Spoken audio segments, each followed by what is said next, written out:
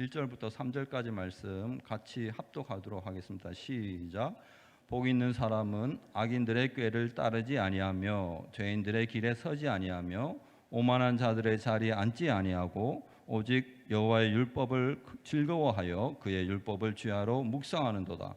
그는 시냇가에 심은 나무가 철을 따라 열매를 맺으며 그의 잎사귀가 마르지 아니함 같으니 그가 하는 모든 일이 다 형통하리로다. 아멘. 오늘은 복에 관한 말씀입니다. 복에 관한 말씀. 복을 우리가 뭐라고 정의하느냐 하면 다른 이렇게 사람들한테 물어보면 각자가 복에 대한 생각이 다 다릅니다. 복에 대한.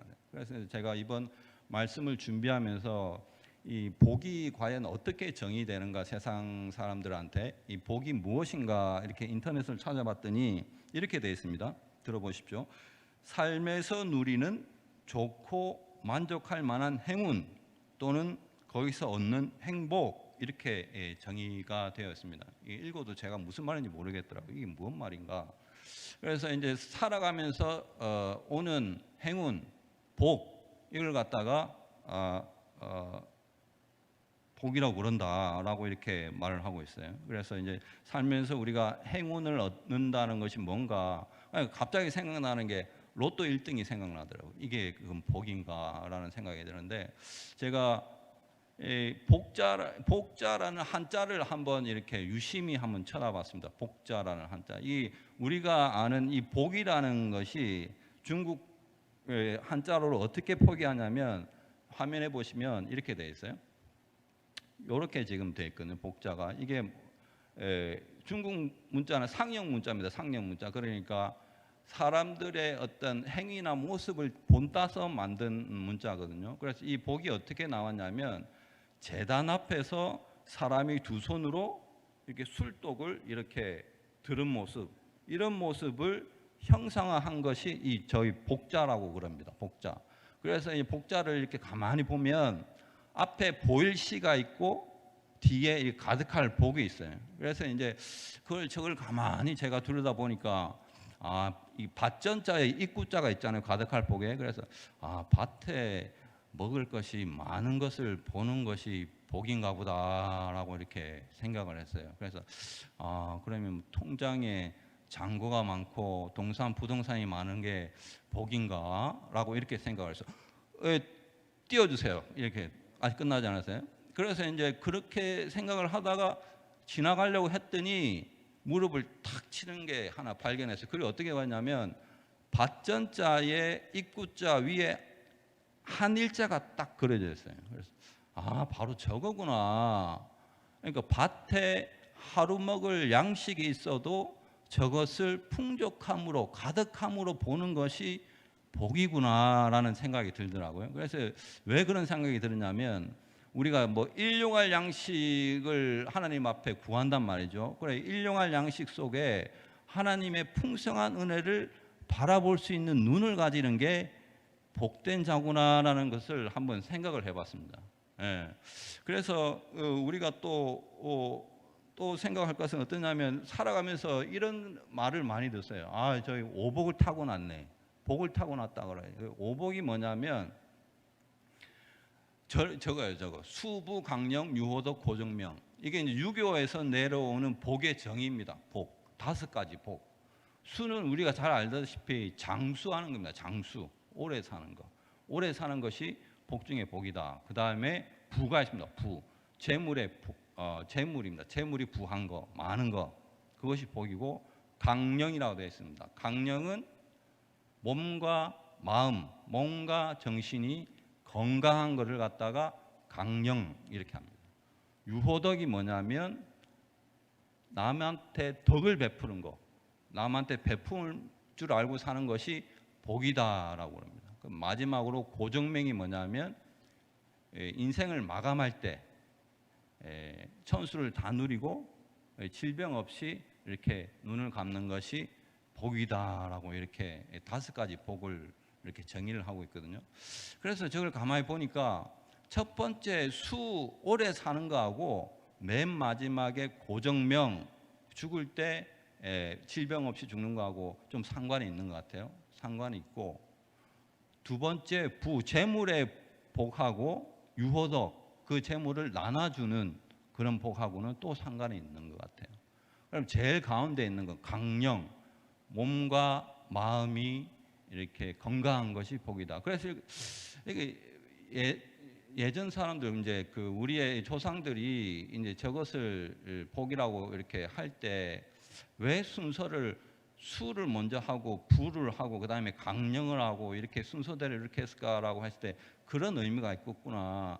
사람이 몸이 건강하고 정신이 마음이 건강한 것이 항상 가운데 있고, 그 외에 여러 가지 오래 사는 거라든지 어떤 재물의 부가 있는 것이 맞겠구나라는 생각이 들더라고요. 그래서 이제 그런 거를 한번 찾아봤습니다. 그러면 이쯤 돼서 생각하면 세상 사람들의 복이라는 개념하고 성경에서 말하는 복의 개념이 이제 궁금해지기 시작하는 거예요.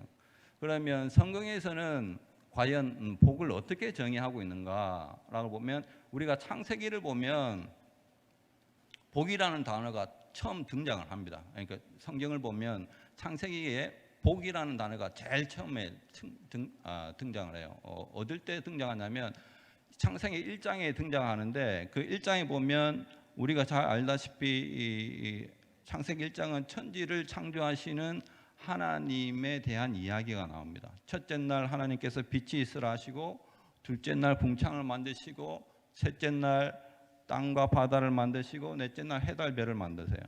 이때까지는 복의 말이 안 나와요. 근데 유독 다섯째 날부터 나옵니다. 다섯째 날이 어떤 날이냐면 물고기들과 새를 만들 때 하나님께서 이렇게 말씀하십니다. 22절, 하나님이 그들에게 복을 주시며 이르시되 생육하고 번성하여 여러 바닷물에 충만하라, 새들도 땅에 번성하라 하시니라. 이런 말을, 복이라는 말을 창조 다섯째 날 처음으로 사용합니다. 그러면서 28절에 연이어서 또 사용합니다. 28절 보시면 하나님이 그들에게 복을 주시며 하나님이 그들에게 이르시되 생육하고 번성하여 땅에 충만하라, 땅을 정복하라, 바다의 물고기와 하늘의 새와 땅에 움직이는 모든 생물을 다스리라 하시니라. 이렇게 나옵니다. 그러니까 모든 생물, 인간을 포함한 모든 생물이 생육하고 번성할 때 하나님이 반드시 복을 줍니다. 복.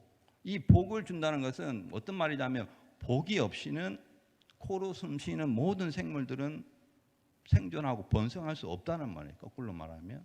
그래서 우리가 지금 이 자리에 있다는 것은 하나님의 복을 이미 받고 있다는 거예요. 만약에 하나님께서 복을 주시지 않았다면 생육하고 번성할 그러한 존재들이 없습니다. 그래서 우리는 이미 복을 받았다는 것을 알고 계셔야 되고요. 그 다음에 이 성경에서 이렇게 말하는 이 복은 우리가 구체적 어떤 물질적 그런 복이에요. 그래서 없으면 안 되는 거, 생득적으로 타고나는 복을 말하고 있는 거예요.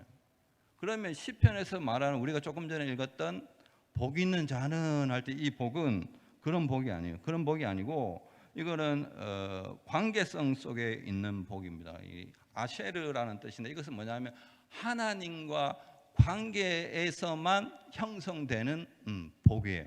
하나님과의 관계에서. 그러니까 그 하나님과의 관계를 맺지 아니하면 시편에서 말하는 이 복은 없는 거예요. 그래서 성경에서 보면 이 복이 어디에 제일 먼저 나오냐면 신명기에 나옵니다. 신명기에 이런 말씀이 나오거든요. 신명기 33장 29절 말씀입니다. 신명기 33장 29절 말씀. 자, 이스라엘이여 너는 행복한 사람이로다 할 때 이 복자가 나와요. 오늘 복 있는 사람은 할 때 이 복자, 똑같은 복자가 지금 쓰이고 있거든요. 너는 행복한 사람이로다. 여호와의 구원을 너같이 얻은 백성이 누구냐?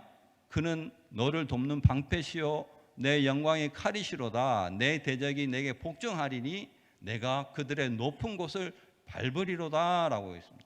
지금 신명기 33장, 이거는 모세가 이스라엘 백성들을 모아놓고 저 강 건너 보이는 가나안 땅을 이렇게 생각하면서 이렇게 고별적으로 이렇게 말하는 거예요. 그러면서 첫 마디가 너희들은 행복한 사람이다라고 해요. 행복한 사람이다. 바라크가 아니고 에셀입니다. 에셀. 너는 행복한 사람이다. 하나님과 관계성에서 말하는 겁니다. 그 왜 행복하냐라면 첫 마디가 구원이 너희에게 있지 않느냐. 구원이. 하나님과의 관계 속에서 제일 먼저 주어지는 복이 구원입니다. 구원. 하나님과의 관계가 없으면 이 구원이 없는 거예요. 구원이 있고 이 모든 대적과 싸울 힘이 생기고 끝내는 그 대적을 밟을 힘이 생기는 거예요. 그래서 모든 그 복의 출발은 하나님과의 관계에서부터 출발이 되는 겁니다. 그래서 오늘 시편 1편 말씀을 그런 관점에서 우리가 한번 살펴보기를 원합니다. 우리가 시편을 볼 때 한 가지 유의할 점이 있는데 그게 뭐냐면 시편은 우리가 잘 알다시피 시예요. 시. 그냥 시가 아니고 이스라엘 백성들이 이것을 예배 때 성전에서 곡을 붙여가지고 우리가 조금 전에 찬송한 것처럼 곡을 붙여서 불렀던 기도 찬송집이에요. 기도 찬송집. 그러니까 운율 있는 기도입니다. 기도. 그래서 우리가 기도를 잘하고 싶다. 그러면 꼭 시편을 읽어야 돼요. 시편. 시편을 읽지 아니하고는 우리가 기도가 뭔지를 몰라요. 그래서 시편이 우리한테 기도의 표준이고 또 기도의 가이드를 해줘요. 우리나라 사람처럼 우리 교회처럼 우리 한국 교회처럼 기도 많이 하는 데는 없어요. 수요 예배 이렇게 또 모여서 이제 기도하죠. 목요 겟세마네 금요 철야 새벽 기도 계속 한다면 기도를 한다면 이렇게 하는 데는 없어요. 우리나라의 전통이죠. 문화예요, 문화. 그것도 어떻게 기도하냐면 그냥 조용히 기도하는 것이 아니고 통성으로 한다면 통성으로. 통성 기도는 영어로 해도 통성 기도예요. 외국 사람들이 이거는 어떻게 하죠? 그냥 통성 기도예요, 통성 기도. 그만큼 기도에 대해서 우리가 도 같은 사람들이에요. 기도하면 우리 한국 사람들이에요. 그런데 그 기도가 과연 성경적이냐, 하나님이 말씀하시는 그러한 기도냐는 것은 퀘스천이에요. 퀘스천. 그렇게 알려면 시편을 꼭 봐야 됩니다. 시편을 꼭 봐야 돼요.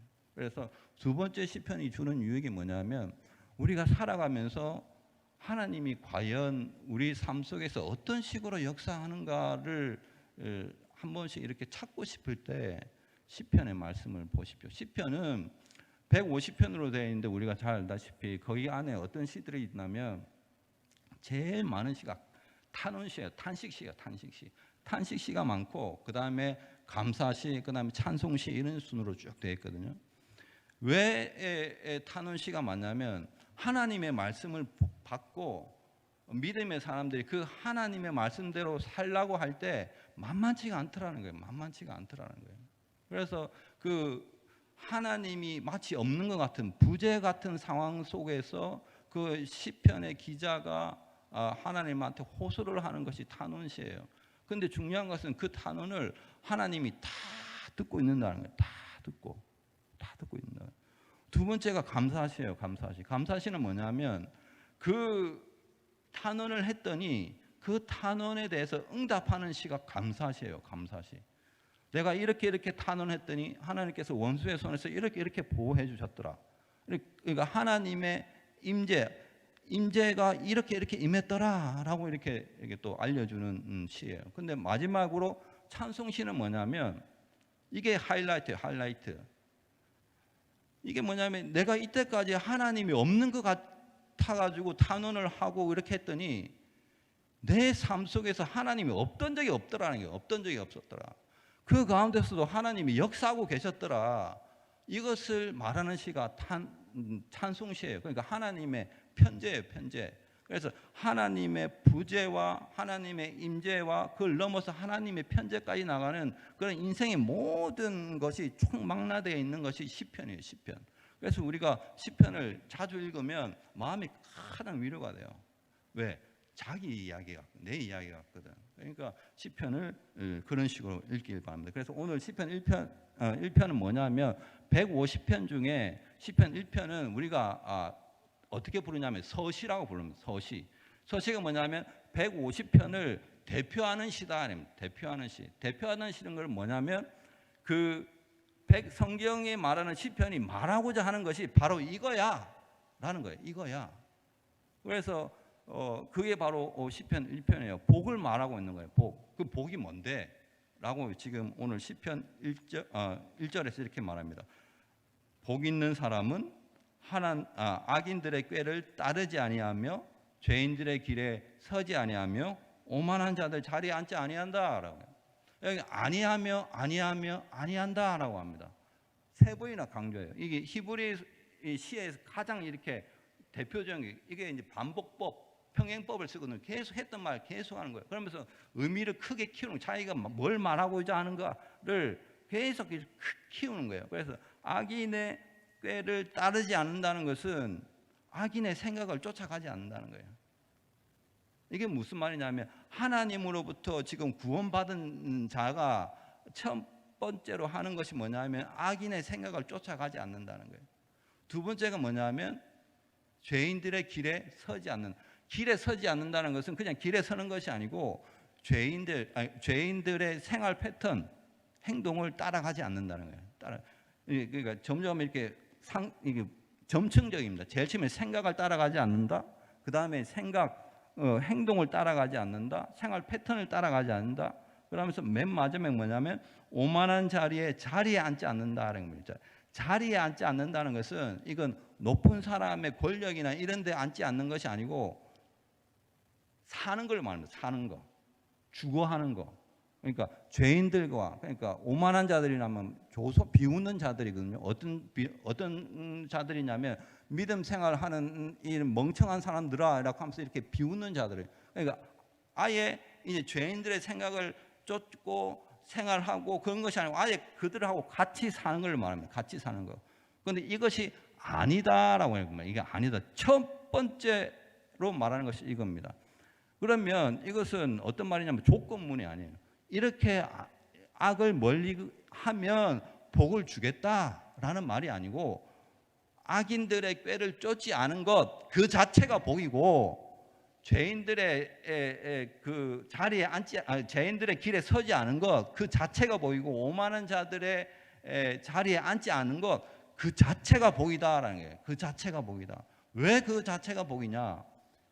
구원받은 자에 일어나는 첫 번째 현상이 바로 이겁니다. 구원받은 자는 어떤 현상이 일어나냐면 죄에 대해서 항거를 합니다. 항거. 이전에 죄로 생각하지 않았던 것, 이전에 죄로 생각하지 않은 행동, 모든 생활의 패턴이 죄로 보이기 시작하는 겁니다. 시선이 변합니다. 변화. 왜? 다시 태어났기 때문에. 그래서 이게 우리가 하나님으로부터 구원받은 자를 뭐라고 하냐면 중생했다는 거예요. 중생. 다시 태어났다. 다시 태어난 사람들의 첫 번째 반응이 죄에 대한 항거입니다. 내 마음속에 죄에 대한 항거가 있다는 것은 내가 하나님으로부터 택함을 받았고 하나님으로부터 의롭다 칭함을 받은 자다라는 것을 확신해야 됩니다. 이게 첫 번째 나타나는 현상입니다. 현상. 두 번째가 뭐냐면 이런 자들이 나타나는 것이 2절 말씀입니다. 2절 말씀. 여호와의 율법을 즐거워하여 그 율법을 주야로 묵상한다라고 합니다. 주야로 묵상한다. 이 율법은 토란 이게 왜 갑자기 나왔냐면 하나님으로부터 구원을 받은 자는 무엇을 삶의 기준의 원칙으로 삼느냐라는 거예요. 무엇을 삶의 기준의 원칙으로 삼느냐. 율법이다 말이에요. 율법. 근데 율법을 즐거워한다라는 것은 어떤 의미가 있냐면 율법이 우리의 삶을 옥죄고 제한하는 개념이 아니고 율법을 즐거워서 행한다는 거예요. 즐겨서 행한다. 이게 이제 예를 들면 이런 거죠. 지금같이 이렇게 여름철에 이렇게 남편이 이렇게 TV 보다가 여기 시원한 물 한 잔 갖다 줘 라고 이렇게 말을 한단 말이죠. 그러면 그 말을 들은 부인들은 갖다 줘? 반말이네. 갖다 달라도 아니고 갖다 주세요도 아니고 왜 반말을 하고 난리야. 이렇게 안 한다고. 네 이러면서 갖다 준다고. 네 하면서 냉장고 열어 시원한 물을 따라주고 얼음 동동동 띄워가지고 이렇게 쟁반에 받쳐가지고 이렇게 갖다 준다고. 이걸 말하는 거예요. 그 하나님과의 관계성이 있는 사람은 그런 율법을 이러한 상태에서 지키는 거예요. 이런 상태에서. 해라 하지 마라 하나님께서 명령을 하는데 왜 하나님 나한테 명령하고 난립니까? 이것이 아니고 네 하고 가는 거예요. 네 하고. 그리고 이런 사람이 나타나는 특징이 뭐냐면 하나님의 율법을 주야로 묵상한답니다. 묵상.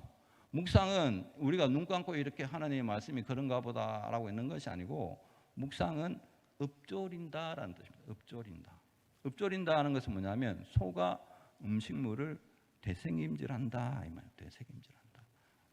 동물들이 먹이를 입에 물고 으르렁거린다라는 뜻이 있어요. 이 말은 무슨 말이냐면 하나님의 말씀을 계속 이렇게 마음속으로 새긴다는, 계속 이렇게 입으로 되뇌이고 외우고 이래서 10년 가운데 하나님의 율법을 새기는 사람들이에요. 이게 복 있는 사람들의 특징이에요. 특징. 그래서 이 특징을 맨 3절에 이렇게 말합니다. 이게 키포인트인데요. 이렇게 말합니다. 3절 보시면 이렇게 되어 있어요. 그는 시냇가에 심은 나무가 철을 따라 열매를 맺으며 그 잎사귀가 마르지 않은 것 같으니 그가 하는 모든 일이 다 형통하리로다라고 합니다. 여기서 시냇가에 심은 나무, 이러면 시냇가에 심은 나무, 원어는 어떻게 됐냐면 시냇가로 옮겨서 심겨진 나무랍니다. 옮겨서.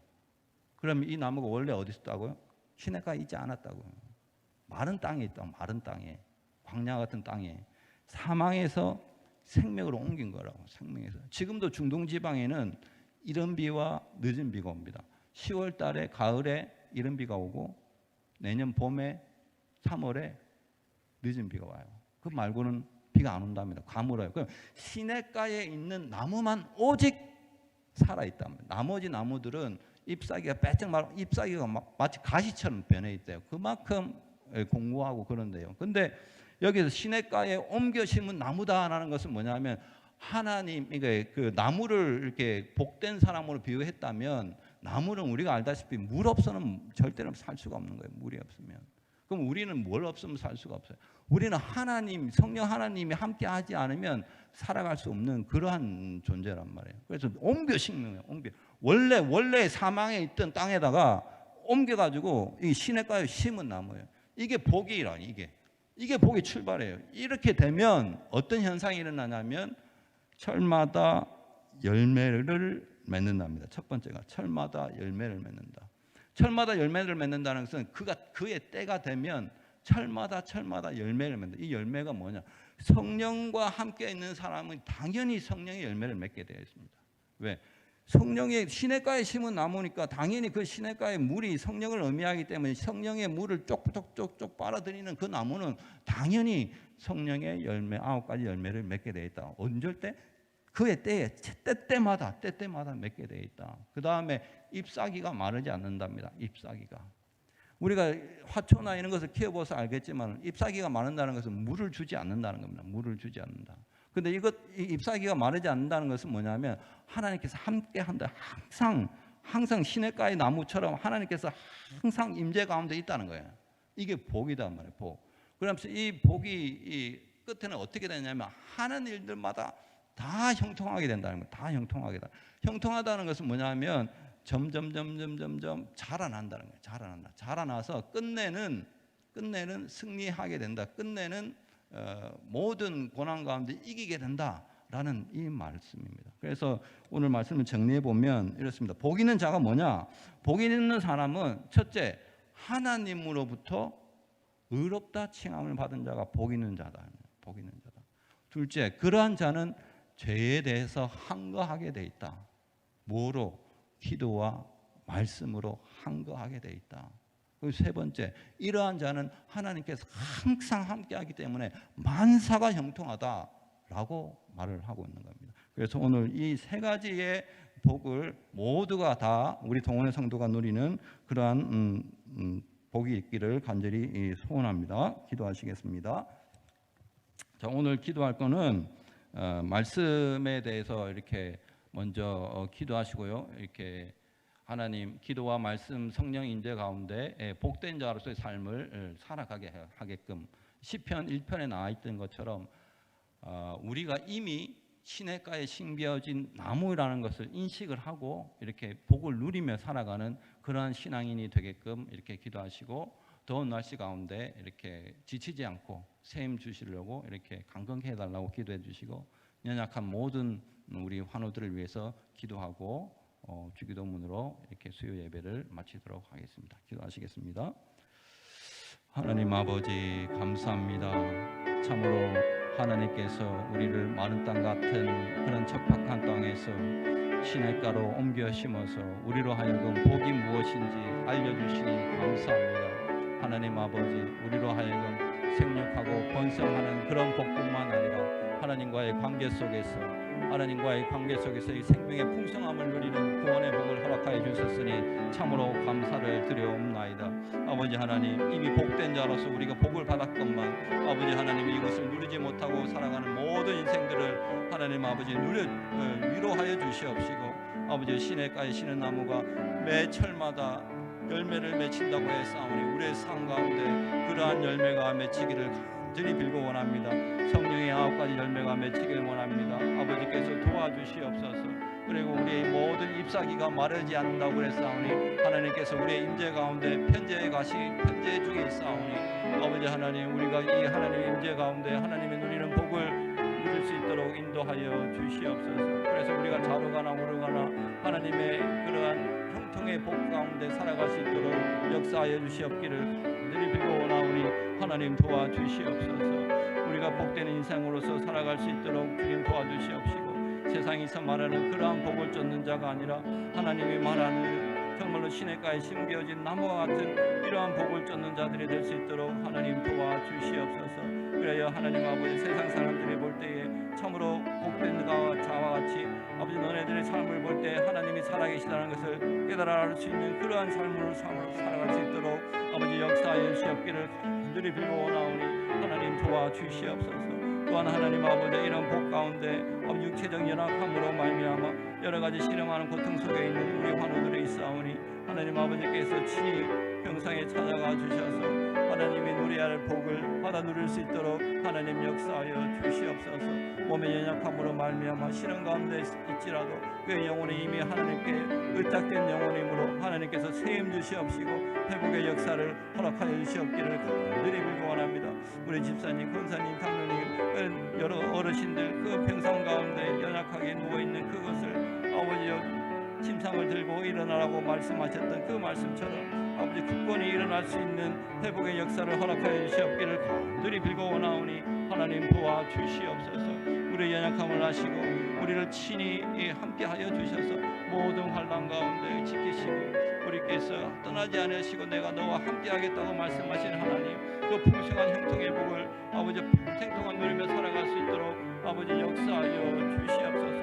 우리 동원교회를 지키시고 아버지께서 우리 동원교회를 시냇가에 심은 나무가 철을 따라 열매를 맺는 것과 같이 우리 동원교회가 그러한 교회가 될 수 있도록 하나님의 성령의 임재가 끊이지 아니하는 그런 교회가 될 수 있도록 하나님 역사하여 주시옵소서.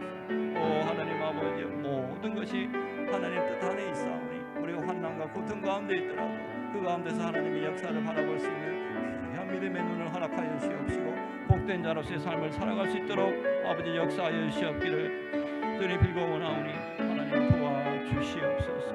아버지 도와주시옵소서.